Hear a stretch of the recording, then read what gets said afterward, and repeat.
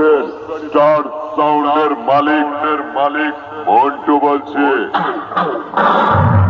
শোন শোন, সাউন্ড জগতের ভগবান পাবলিকের জান কম্পিটিশনের ময়দানে টন নাম্বার 1।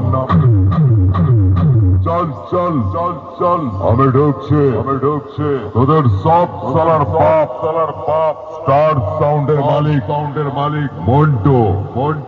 তাই বলছে সামনে থেকে সরে যা, বেটা দুটোই মুরগির মতো মাঠে মরে যাবি।